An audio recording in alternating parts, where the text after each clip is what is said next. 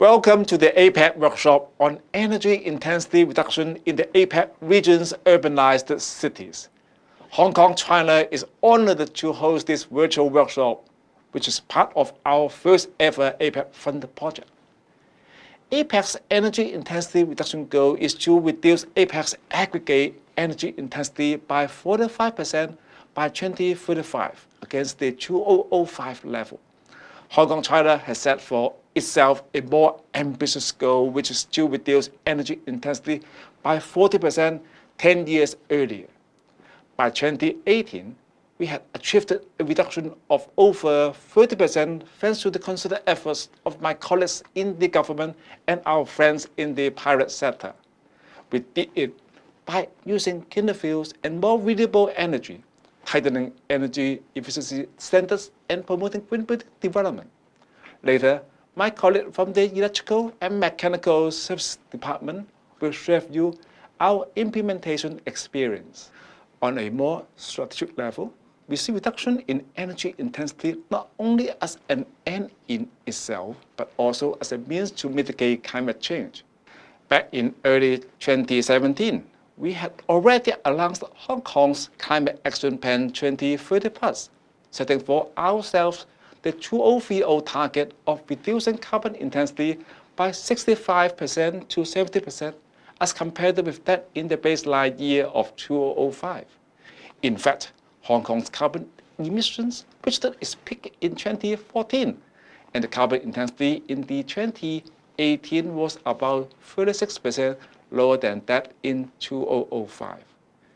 Taking into account views collected from a territory-wide public engagement on Hong Kong's long-term decarbonization strategy, our chief executive announced in her policy address last year that Hong Kong would strive to achieve carbon neutrality before 2050.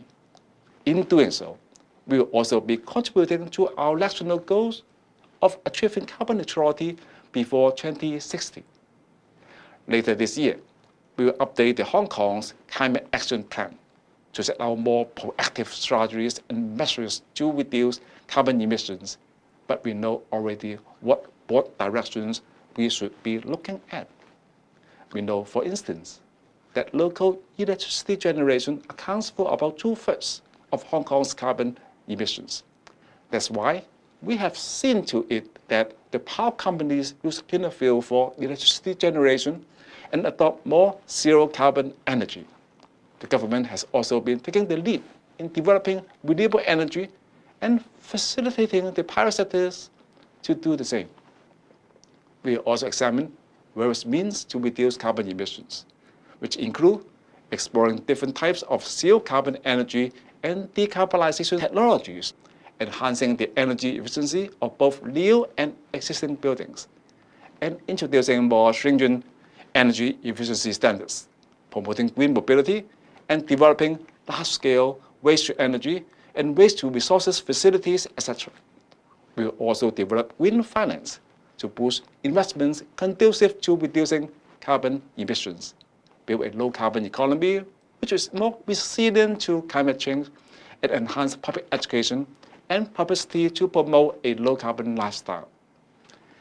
I'm glad that today's workshop gives APEC economies the opportunity to share with each other their experience in reducing energy intensity and the emerging technologies that can help accelerate the process. The project is particularly useful in analyzing the energy intensity reduction performance of selected urbanized cities and identifying key drivers for accelerating aggregated energy intensity reduction for new and existing buildings.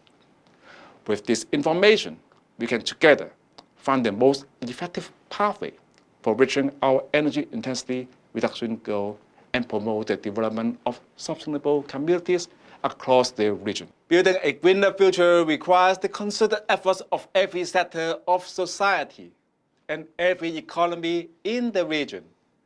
I encourage participants of today's workshop to make good use of the occasion. And on behalf of Hong Kong, China, I invite all fellow APEC economies to join us in shaping a carbon neutral tomorrow.